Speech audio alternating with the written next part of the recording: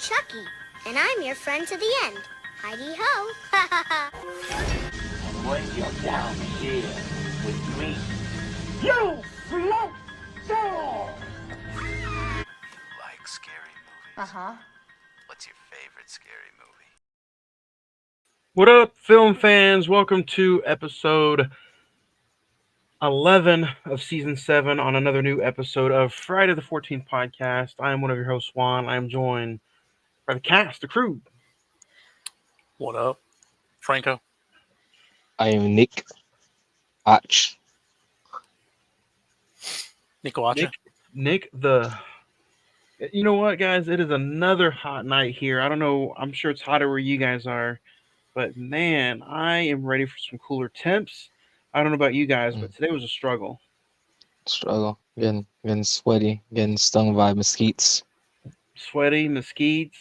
As soon as you walk outside, you get stung by mosquitoes. Dang. I'm like, you attack me, you die. So, who's the winner now? Or who's the real winner? See, at least we have some cooler temps on the way in the next 2 weeks. We're going to have, like, highs in the 70s. But I feel like for you guys, it's an all-year thing almost, right? Yep. Man. Summer all year long. Yeah. See, it's so hot, my 52-ounce drink already evaporated almost into my mouth. In your mouth. Should have another fun episode, guys, here. Today we are talking about Braid. This came from the mind of Mr. Franco here. It's your pick. Franco. Other than that, last week, if you guys want to join us or listen to last week's conversation, we talked all about Abigail. Fun conversation. You can find that episode link on the Instagram, all over the social medias, wherever you listen to podcasts at. Just search the Cinnamon Movie Podcast. If you want to watch it, search Imaswa Productions on Instagram, YouTube, social media it up. Like, subscribe, and share this link, this YouTube page. You can also hit us up on the Instagram, Friday the 14th Podcast, as well, and Facebook, Friday the 14th Podcast. Abigail was fun, but today we move on and we talk all about Braid. But before we get into Braid, it's been a week, another week. We all kind of do things in between the episodes. So whether it be wrestling, tacos, podcasts, movies, Comic-Cons. Franco, you want to start? How was your week? Did you get to watch anything, or you recommend anything? I actually did get to watch something, and it's I think all of us watched it, Deadpool and Wolverine. Deadpool, Wolverine. I do recommend watching it, checking it out. Not once, but twice. Maybe 3 times. So, It was a really good movie. Your favorite of the year so far? Yeah. I mean, to be fair, I haven't watched a lot of movies this year, but yeah. It's real good. It's definitely my top 3 of the year. I had so much fun with it. Nick, what about you? Did you check it out? watches or what? Me just checking it out. Yeah, I saw it Saturday in the park. It must have been the 4th of July. Oh, that's a good song. What else, Franco? You have anything else you want to recommend, or was it just a Deadpool Wolverine kind of weekend? We had some shows this weekend. Texas Wrestling Cartel. Recommend checking out their stuff on their YouTube channel at Texas Wrestling Cartel. They had help me out, Nick. What's his name? Kalisto versus Dante Leon, and that match was fucking amazing. Oh, former United States champion Kalisto. Yeah, Kalisto versus this guy. Cruiserweight champion.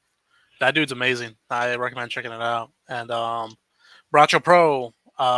They'll be up on IWTV soon. I'm currently in the process of editing it, like 5 minutes before the show. I'm in the main event right now. Been checking it out whenever it's on IWTV or on Bracho Pro's YouTube channel. Match of the night, Nick. Which was match of the night for you? Put me on the spot there, my guy. Yeah, it was indeed that tag team match for the tag titles. That match was fucking fire. That was fire. It was. Although I did have some biased matches. But yeah, it's purely not expecting the match. I mean, I don't want to say that, just downplay them. But I mean, usually in tag matches, they can be hit or miss.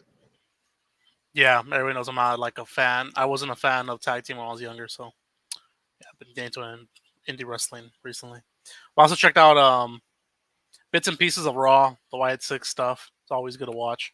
Let's talk about that for a minute, man. I wanted to ask you guys' opinions if you both got to watch it. I thought it was good leading up. I thought it was a good little uh, revealing of everybody taking off their masks. I am not a fan of them debuting next Monday on Raw, Yeah, except when you have SummerSlam just this Sunday, and it looked like it was being built for a SummerSlam match, either 6 man or Uncle Howdy and Chad Gable, but Sci-Fi next Monday night, I'm a little disappointed. Unless they do a surprise at SummerSlam, I don't know. to be fair, I was upset about it, but then once I started thinking about it, it's not Bo Dallas, Uncle Howdy. It's Rowan. Um, I just can't remember their names right now. Joe De- Gacy and Dexter Dexter Loomis. Loomis. So I understand putting it on a Raw, especially since the Triple H era has only like 5 matches to 6 matches on a pay per view, Yeah, and I'm glad we're keeping it that way, even for a big pay per view like SummerSlam, because I get tired of sitting down watching 8 hours of wrestling per yeah. night. So But SummerSlam so far has 7 matches, 7. and I think first off, I think it's a good looking card. I think it's going to be real good. But I mean, I think you even add Uncle Howdy, Chad Gable in a squash match. But maybe they don't want to do old Chad that way though. So, Yeah. but other than that, I thought Raw was pretty good. I liked the opening with Drew McIntyre, Seth Rollins, and CM Punk. Are you guys excited for SummerSlam, or is it going to be one of those? Will you be able to check it out live, or will you be busy? Won't you?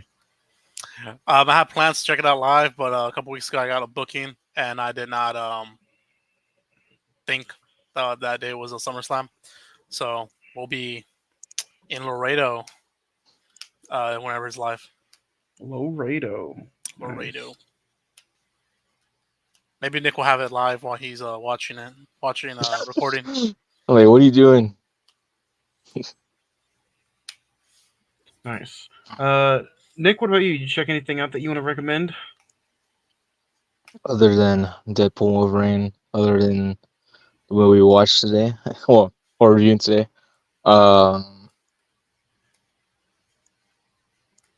uh, I'm enjoying a blank there. Just feel like so much happened over the weekend in general. Um,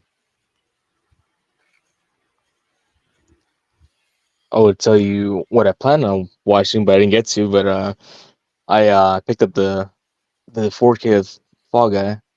I saw this movie at the theaters, but plan on diving into that again. Recommend that. I'll check it out. I haven't seen it yet, but I got it as well. So Do you love Ryan Gosling? I do love Ryan Gosling. Yeah, I could talk about La La Land all day. I thought you were saying the Notebook all day. Well, that too. Mm. It's been kind of a fast-paced week for me. I checked out the Deadpool movies leading into Deadpool 3, Deadpool Wolverine. Also, highly recommend it. One of the favorites of the year. Um, the Sandlot, which is always kind of a summer classic, and then Braid to talk to you good fellas about that today. And then I also just rewatched The Dark Knight. For some reason, if I'm having a bad day, I always pick one of my feel good movies, and that's always one of the feel good ones to go through. So, but yeah, if anybody out there is watching or listening to Friday the 14th podcast, send us in some of your recent watches or recommendations on the socials, Instagrams, messages right here in the comments on YouTube. So if there's anything out there you want us to check out or watch, we can do that. So, but other than that, let's get into the meat and potatoes. What we're talking about today is Braid. It is currently on Freevee and Peacock and Pluto. IMDb gives it a 5.3. Rotten Tomatoes is 86%. The Metascore is 60, and then the Letterboxd fans have it at 3.0. The budget was $1 million, and it grossed a little over $80,000 in the box office. When Two wanted women decide to rob their wealthy, psychotic friend who lives in a fantasy world that they created as children to take the money they have to take in part in a deadly, perverse game of make believe. Um, nope, I had that pulled up. Starring Madeline Brewer, Kurt Affair, Imogen Waterhouse, Sarah Hay, Scott Cohen, and directed by Mitzi Pirone. Pironi. Man, this movie felt like a fever dream. Franco, we'll start with you since it was your pick. First time watch going in, and if so, what was your thoughts when the movie was over? That was the first time watch. I didn't read any of the synopsis or see any previews. Went in blindly, and yeah, this is one that you got to pay attention to. You can't just be on your phone. After it was done, I just thought, what the fuck did I watch? What the fuck did I pick, actually? Yeah, first time watch. The only thing I looked at it before the episode or before watching the movie was some of the posters and the trailer, and even the trailer didn't do it justice. As soon as the movie was over, I was like, "What the fuck did he just pick?" Nick. It was the first time watch and last time no man, last time watch. um yeah, really, really trippy. But I think it just made it kind of more easier for our one of our segments later on the show or um I don't know. Very random. Yeah, you do gotta keep focused, but even then, like when I was keeping focus, it was like shit. So it didn't even make its budget back, but we'll talk about it a little bit later on. It's one of those movies to me that like very, very trippy, and especially the way it starts off, it almost feels like a setup from the get go. Honestly, because the camera never spans to the cops. You just get the knock at the door when they're going through the little drug raids, and that moment when they were supposedly knocking and banging at the door. I'm like, whoa, because you would think it would show the cops or something, or I know that they were wanted, but what did you guys think of the flashback scenes throughout the movie of them being little girls playing in the treehouse? It it helped understand what the movie was. I had to like rewind it a couple times though, because I was like, wait, I'm not paying attention. Like I'm watching it, but I'm not comprehending it. It's a really tough movie to just sit there and watch and try to enjoy. I feel like this movie was trying to make itself complicated. I feel like this movie was trying too much to be satire. And movies like that to me are just like I feel like if you're trying too hard to be something you're not, instead of just telling like a really good story. And it definitely was like a different age kind of a horror film. It was more of a like a psychological thriller slash uh I don't know, almost like what some of those Rob Zombie movies are. I know there's Nick, help me out with the term. It's a very strange comparison there. Yeah, Rob Zombie. What I don't know. is I'll there a look it term up. for that genre? Yeah, something Rob like that. Zombie horror. Yeah, there's like there's a word for it, but I mean, I don't know about storytelling, but it feels like they were really focused on the visual effects of this movie visually. yeah, trying. I felt like a real bad acid trip. Like The whole there's a movie. scene. I mean, I don't think it's really a spoiler or anything, but it's when they do a black and white filter and the detective cop whatever. I forget what he says, but I just thought it was hilarious whatever he said, and then the black and white transition that went with it. I'm going blank. I can't remember what he said, but it was just No, that's. I mean, that's the perfect way to kind of describe this movie. Like, I was gonna add it in as a segment because Franco was playing about it a few weeks ago. But it's like, how long did it take you guys to pick up your phone and start scrolling when you push play on the movie? Like, did anybody pick up their phone during the movie? I picked up my phone like right away, and then after I rewind the first 15 minutes, I'm like, wait, what the fuck's going on here? I need to pay attention to this movie. So what was it? I think I was there like an hour. I think something whatever, and I only had like maybe 40 minutes left. I honestly, if I'm being honest, I did doze off because I get tired quick. So I had to literally pick this movie back up in the morning when I was heading to work. Yeah. Even now, I was like, oh, because I think when I woke up, I was looking at the scene, like, what? How did we get from here to there? It was just like a real random scene too. I was like, oh shit.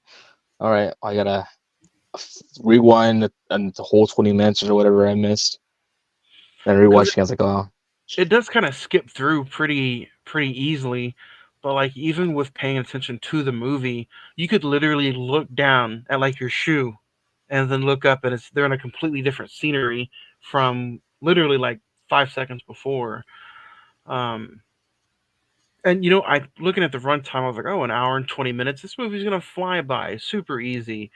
It dragged, man. For an hour and 20-minute movie, I was like, what is going on here? There was like 3 different parts that I thought was the ending. I was like, oh, we're not at the ending yet. Okay.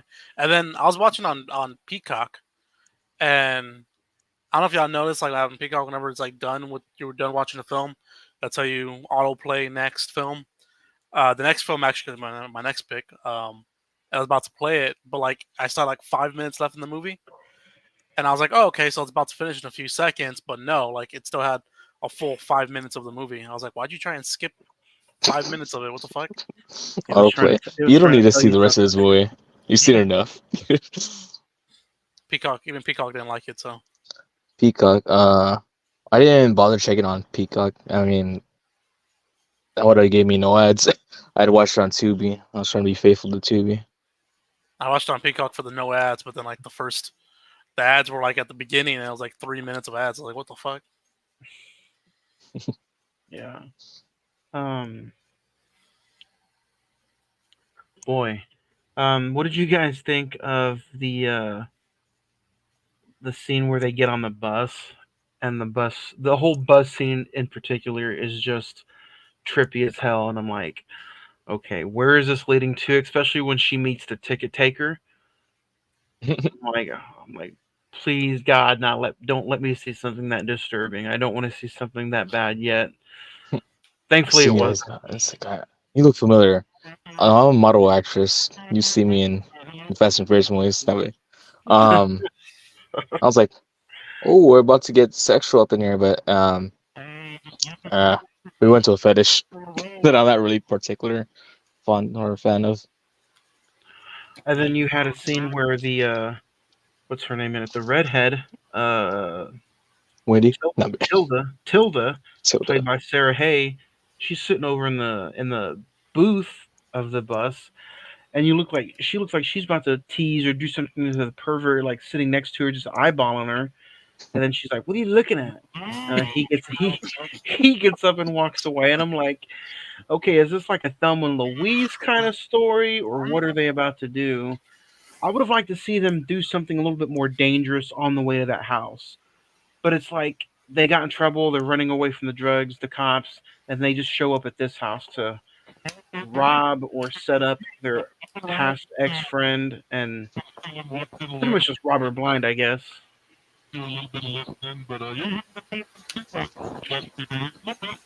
Which I don't know. I was a little disappointed with the whole setting up of the story, and then I don't know. It's just you have the weird scenes of the main person who they're trying to rob is Daphne, right? You got the weird scene where Daphne is like kind of table fucking the other chick for like just a quick second, and then You it already goes mentioned your favorite scene. and then it goes on to like and then it like goes on to the next scene, and it's like I understand the how and the why, but I'm like that made no sense whatsoever. Then they have a little conversation about it in the following scene, and I'm like, first off, wow, But what do you guys think of just the whole make believe game that they started when they were in the treehouse and it carried all the way up into now? What do you guys think of the make believe game? Fun concept or kind of trash? A little bit of both. I don't know. I mean, it can happen. She fell out of the treehouse, knocked her head, and then went cuckoo. Like Cuckoo, she Cuckoo for Cocoa couldn't have Puffs. a child. So the three rules everyone must play. That's rule number one. Rule number two, the no outsiders. And rule number three is the No one leaves, right? Yeah. no one leaves. Yeah. That's So right. no outsiders. So Kevin Nash and Scott Hall couldn't have played. They couldn't do it. Couldn't let the bad guy in there. I was like, so when I saw the detective show up, like, oh, is that the no outsiders part? That's gonna be on display.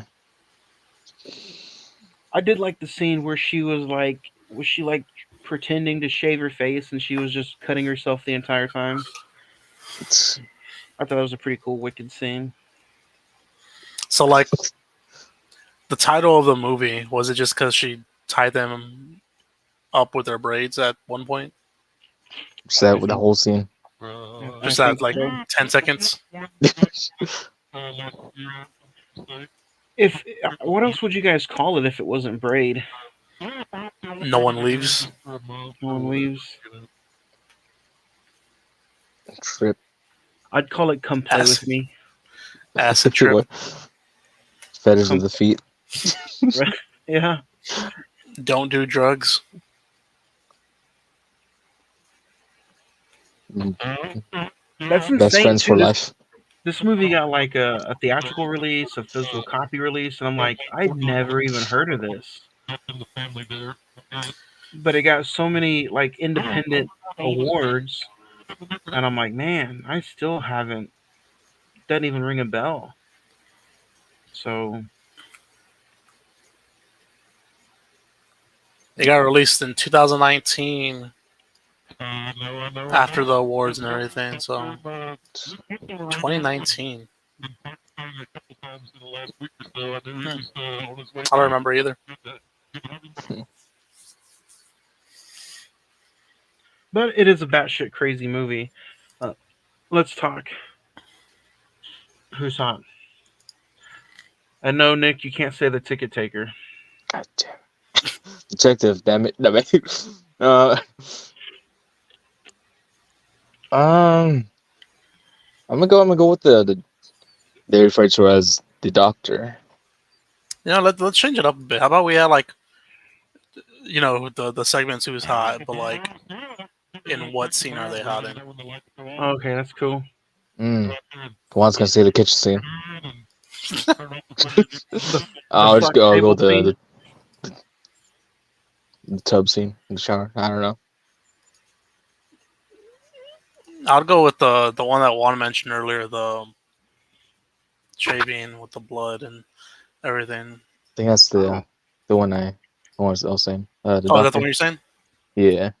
So we're all going with the doctor though, Give right? the nicknames. The doctor. The Daphne was the mother, and then the other one was I Tilda. guess the daughter. Or Yeah. yeah. I was like calling her daughter when they're all like the same age. I'll go with the doctor too, but I'm gonna go with the bathroom ticket taker scene. It's the foot that got you. Yeah. I guess to be different, pick a different scene. I'll go with Tilda. Damn, what was that scene? The fuck table scene. No. She Was she in that one? that. She wasn't part of that one. No. She wouldn't. Where, like, they're she's killing the officer. Oh, That was a hot seat about It's the blood, man. It's blood. Blood did it, and then the way they stare into each other's eyes. Yeah.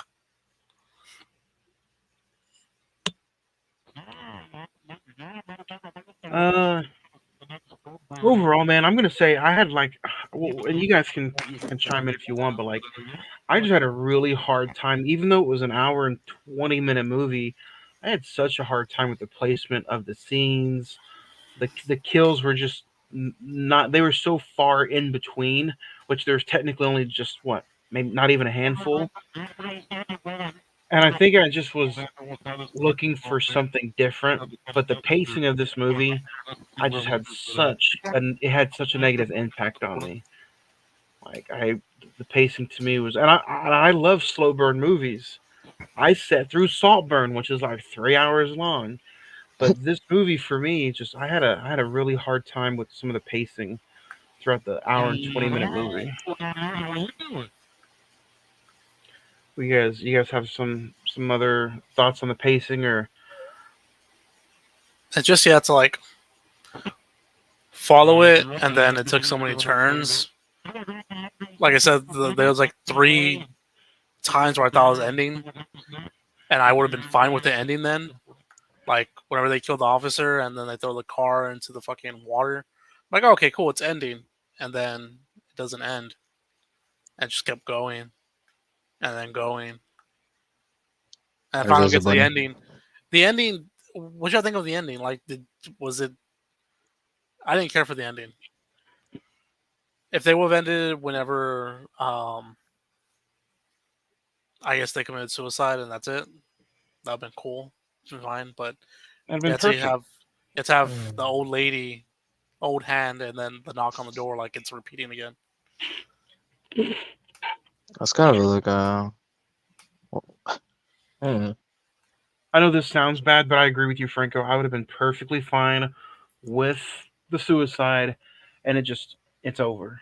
That's all you need to know. They all had issues. They all had troubles. They were trying to run away from something anyway. They did something bad. They knew it wasn't going to end very well anyway. Should have just ended like that. But yeah, no, didn't like the ending. Didn't like how again it dragged on. This we talked about this a few last week actually with Abigail. How the movie felt like it had a few endings and it didn't know how to end itself. Uh, Almost repeat today with this movie, except the pacing was horrible for me. Nick, what about you? You like the ending? I think either ending had they just like ended it with them offing themselves, and either way, it leaves you with a feeling like disgusting feeling. Just mean the whole movie being about drugs and whatnot, and often, I mean, I wonder. This is definitely a movie you would not recommend to people that would be triggered and whatnot. But I mean, I don't know, Nick was just like, "Let me save you, baby girl. Let me save you." baby girl, I save you, doctor. I can save you. But This, it's just yeah, it's okay. there's the whole cycle repeating itself. It's okay, Nick. You can take a big old crap on it if you want to. That's what's fun about these. Nick, would this be a movie that you would want to reach out and touch and grab for physical media? You think you'd ever watch it again?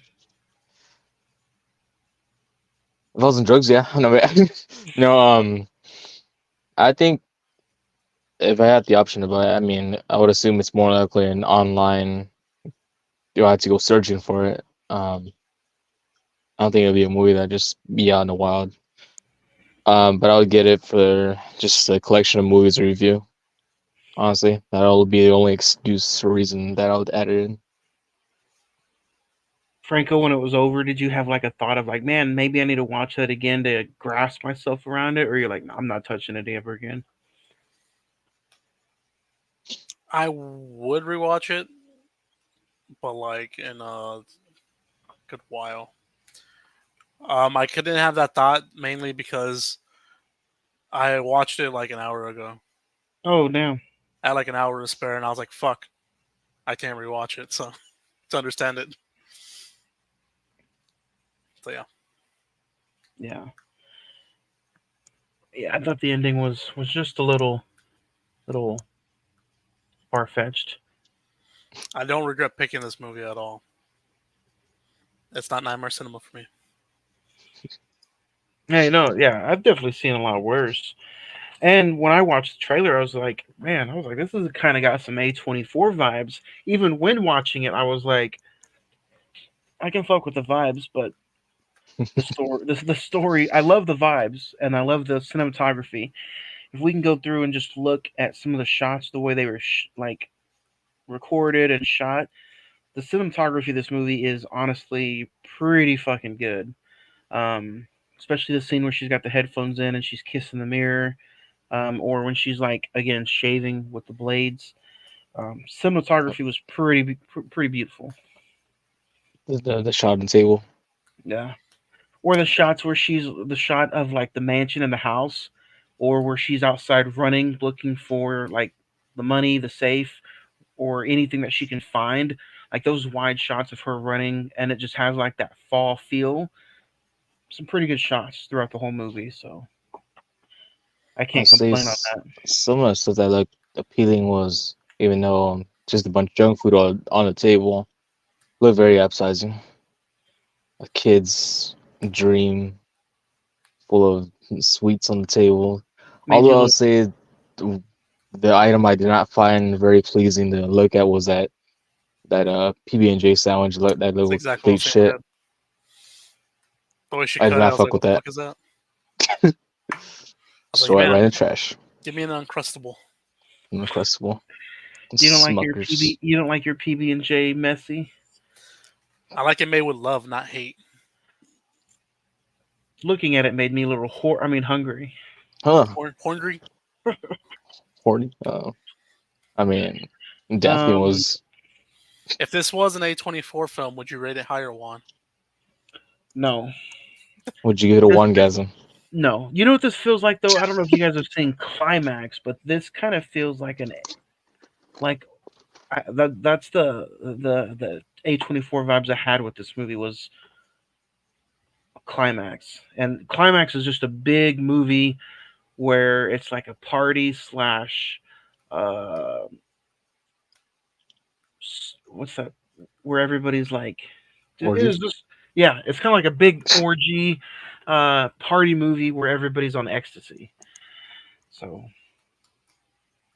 I feel like this movie really wanted to be like a psychological horror movie, and it it just kind of tried too hard. it tried hard. Yeah, it definitely was psychological. I'll tell you that much. Um, I like the tagline though. Everyone plays and nobody leaves. I know we haven't done taglines in a minute, but Hmm. I'm not saying we have to, but I just thought that Everyone that dies. tagline was pretty good. Everyone dies. Do a little Spoiler. Lance Archer. Everyone Spoiler. eats. Everyone, everyone Everyone eats. fucks somebody. I don't know. What did she say? What the fuck are you looking at? Yeah. No. Everyone eats on my table. Head The head of the table. of the table. Speaking of like another like wide cinematography shot, what about when the detective was going through the house and he kind of knew that they were in there, and he's like, "You can't protect them forever, or are you protecting them? Are you keeping them like hostage?" I thought that was a pretty cool scene. I know we didn't talk about the detective that much, but like I like him all the scenes with the detective in it. him going through the house or wanting to go through the house, then she was like, "I don't have a TV, I don't have a radio," but she knew her laws when it was like, "You can't go through my house without a warrant."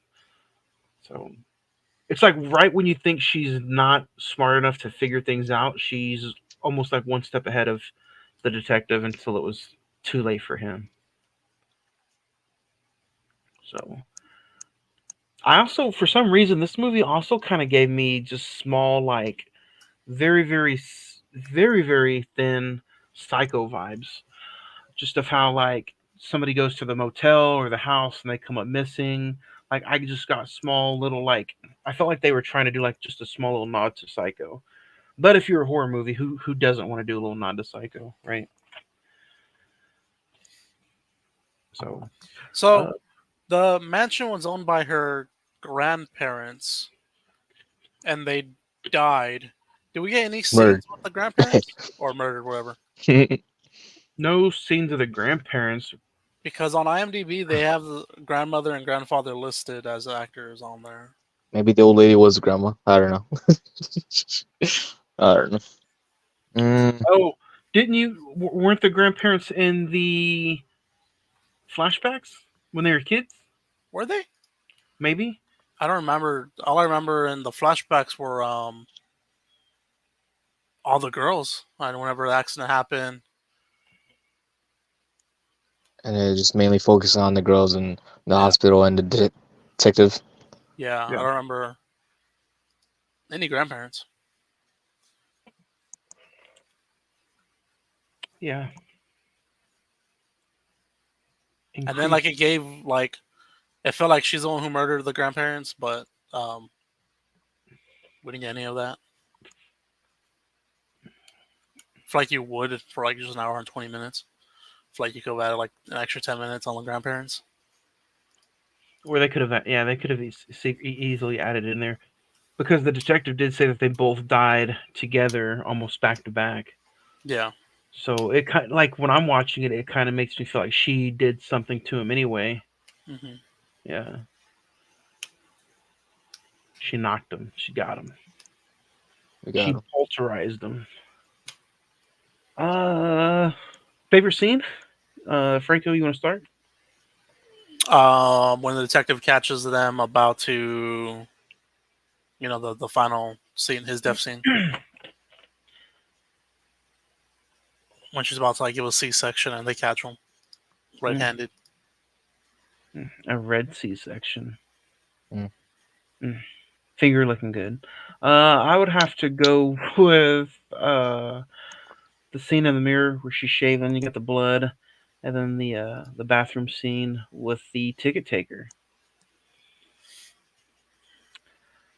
And like I said earlier, the wide shots of the house and her running out throughout the outside and stuff. Very fall feeling of a movie. Makes me wish October was already here. Nick, I did like the scene where it's not really like a long shot really. It's when the was it? Said the doctor. I think when she sees the detective, but it's like a dead version of him. So she's kind of tripping out there. Visually, I thought that was cool to see. Um, a scene I thought that was pretty hilarious is when they're trying to get away and what's her face, the redhead. She just sits down and does a smoke break. It's like, what are you doing? Gotta get going. she got to get some nicotine in her system. It's like, yeah. Get that little head rush. But I mean, I know we brought it up a little bit earlier, but I guess the little scavenger hunt thing was fun to see too.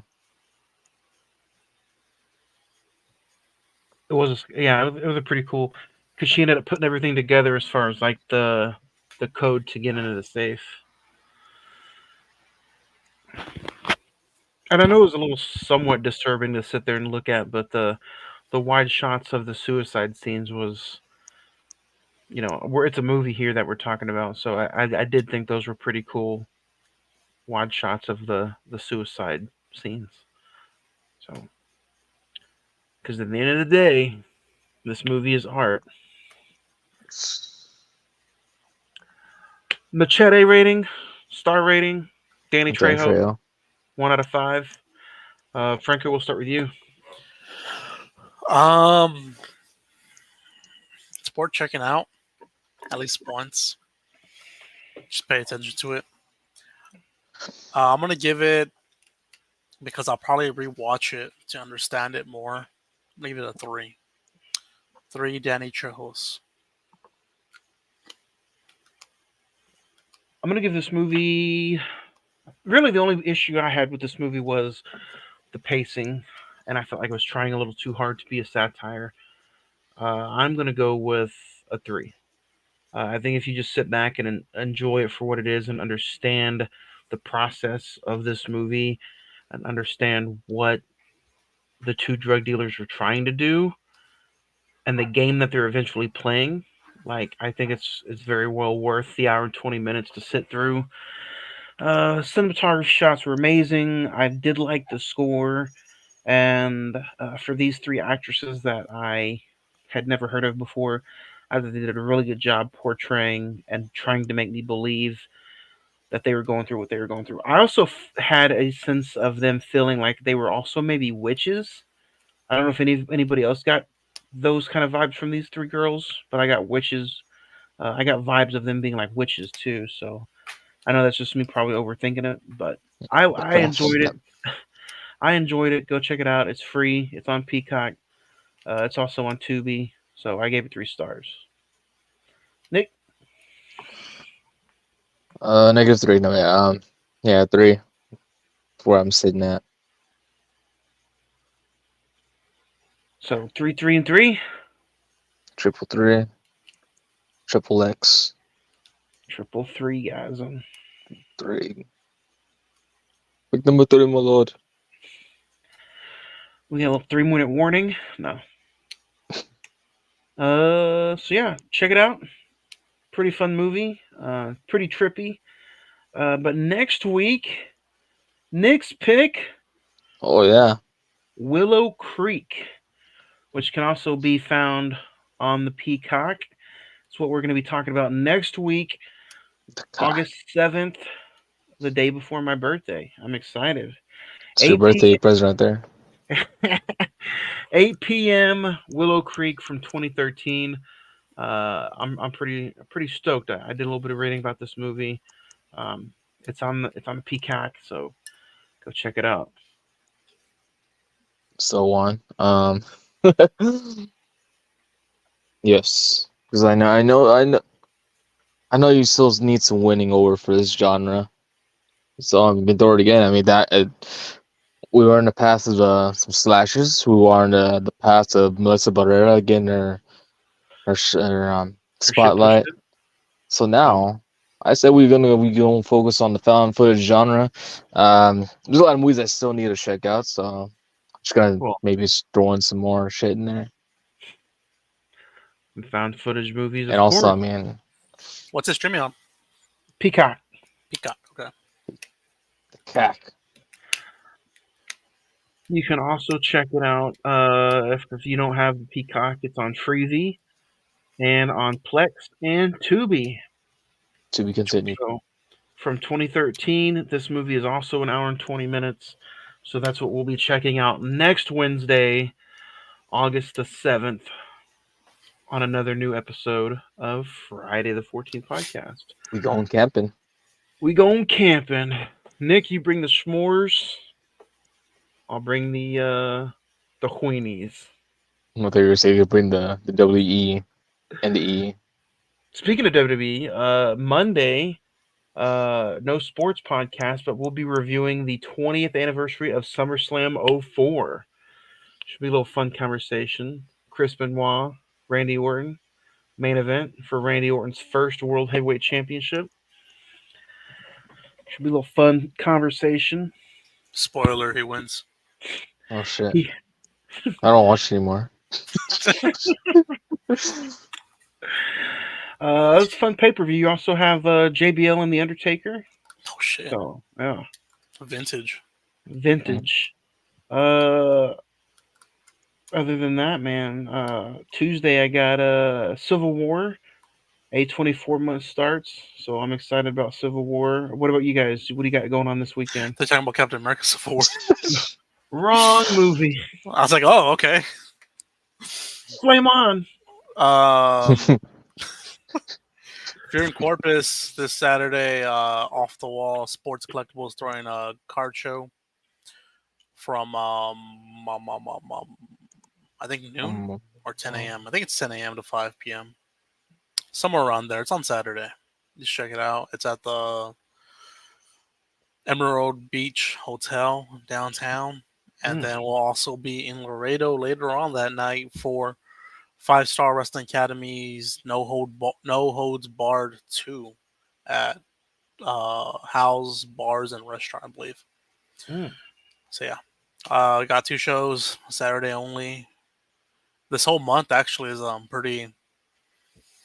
pretty small for shows, so I'm looking forward to it. Taking a break, taking a little mini break. Little mini break. Nick, what about you? What do you got going on this week or weekend? Go over to your house, watch a few Oh. movies. So. Oh, weekend drive. Honestly, I mean, besides those shows Saturday, probably gonna try to find time Sunday and go see Trap with Josh Hartnett. I want to see that too. That's on the list. So I'll be pushing out that cash app for you guys out there watching and listening. It's the birthday weekend, so give me alcohol poisoning, and I will be interviewing Damien Chapa tomorrow, right here live on Emisawa Productions YouTube channel, 7:30. It's not going to be very long, but he wants to promote his meet and greet Saturday in Oklahoma City, Sunday. So we're going to hang out, talk a few movies. He is the star of Blood In, Blood Out. If you guys have not seen that, I believe it's on Hulu.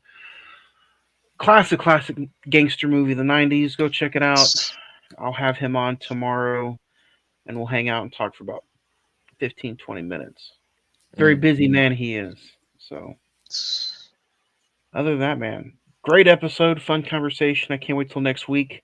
Willows Creek, picked from that mine right there. Oh, Willow Creek. My bad. I thought it was Willows. Willow Creek. Yeah. Will Smith's daughter in this? Whipping No? hair back and forth. Jeff Hardy in this. So, Willow Wisp. other than that, guys, anything else you want to add before we skedoodle out of here? Scooby-Doo. Skedoodle? No? Other than that, guys, have a good week. Check us out next week, August 7th, Willow Creek. New episode Friday 14th podcast. Stay out. Club tacos.